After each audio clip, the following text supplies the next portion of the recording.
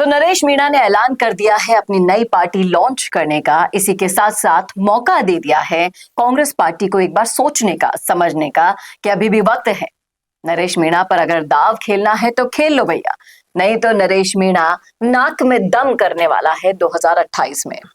अब कौन किसकी नाक में दम करेगा? क्या कांग्रेस पार्टी के कोई भी नेता इस चेतावनी को सीरियस लेंगे? करेंगे इस मुद्दे पर चर्चा इस वीडियो में, इसलिए बने रहेगा आखिर तक हमारे साथ। नमस्कार, मैं हूं चेतना शर्मा। आप देखना शुरू कर चुके हैं संवाद भारत का। भारत के लिए बातचीत करने के लिए मेरे साथ मौजूद है हमारे editor in chief Varun Bhansali जी।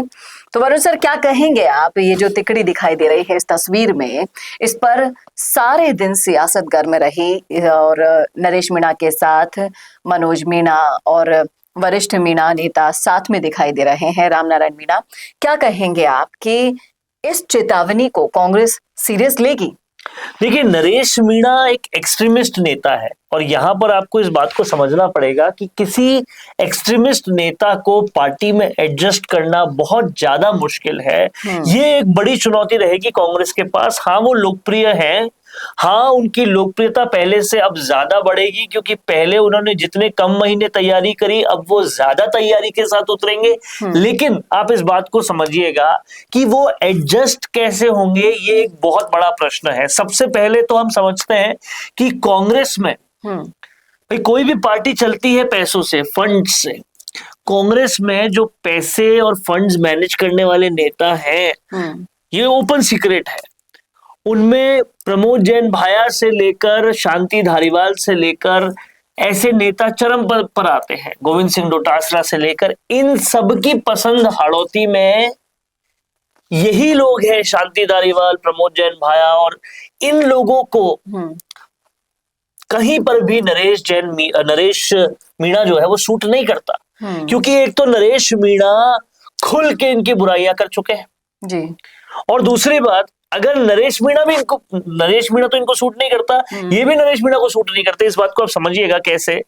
अगर नरेश मीणा इनके साथ चले जाते हैं या इनसे किसी तरह का कॉम्प्रोमाइज कर देते हैं तो लोगों के सामने उनकी छवि पलट जाएगी कि ये पहले तो इनको गाली दे रहे थे, अब इनके साथ चले गए।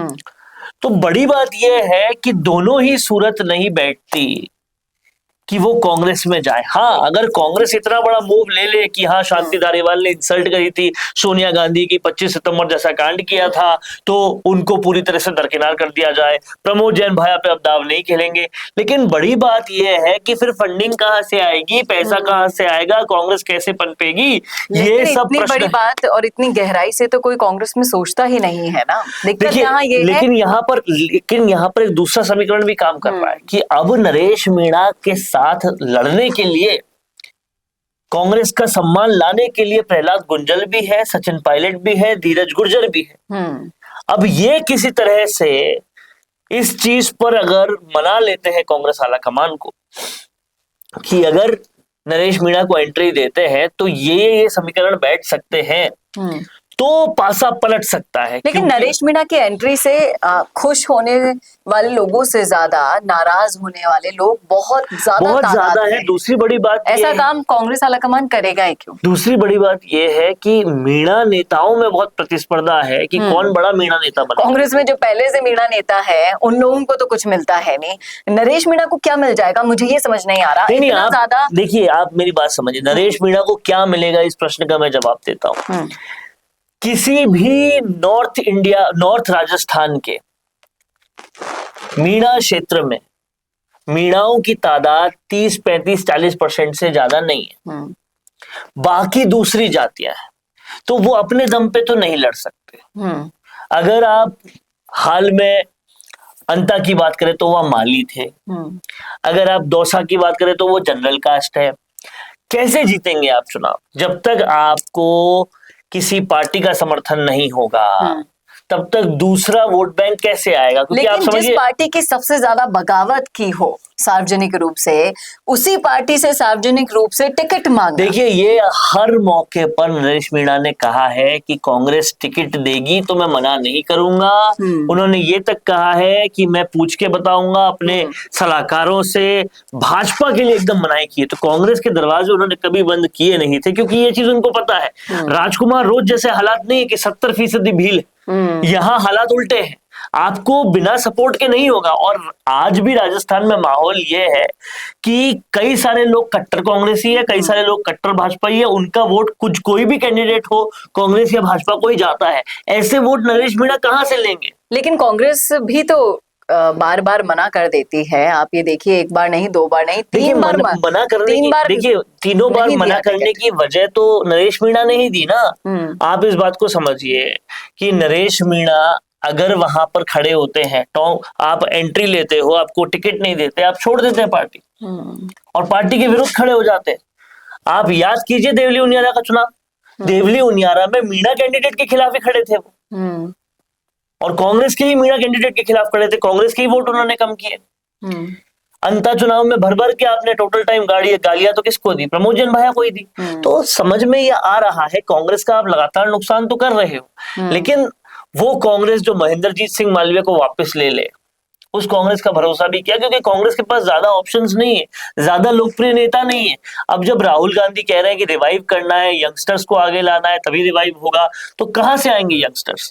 और जब आपको शांति धारीवाल से बदला भी लेना है, 25 सितंबर का कांड उन्होंने किया, फिर उन्होंने गहलोत को राष्ट्रीय अध्यक्ष बनने से किस तरह से रोका, फिर उन्होंने पायलट को सीएम कैसे नहीं बनने दिया, ये सारी चर्चाएं हैं। और उसके बाद उन्होंने सोनिया गांधी के लिए क्या बोला, विधानसभा में रेप तो होंगे, मर्दों का प्रदेश है, इतने सारे कांड आप कर चुके। अब एक्शन अगर कांग्रेस नहीं लेगी तो कांग्रेस पे भी तो सवाल उठते हैं। लेकिन कोई बड़ी बात नहीं है कि फिर कांग्रेस इनके लिए जो आखिरी मौका ये मांग रहे हैं वो दे दे।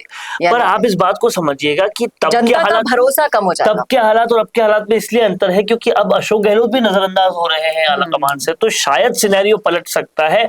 और इसी आशा में नरेश मीणा सम्मान से टिकट चाह रहे हैं। अब देखना वाकई में दिलचस्प होगा कि नरेश मीणा की ये इच्छा पूरी होती है या फिर उठता है राजस्थान की राजनीति में कोई नया बवाल।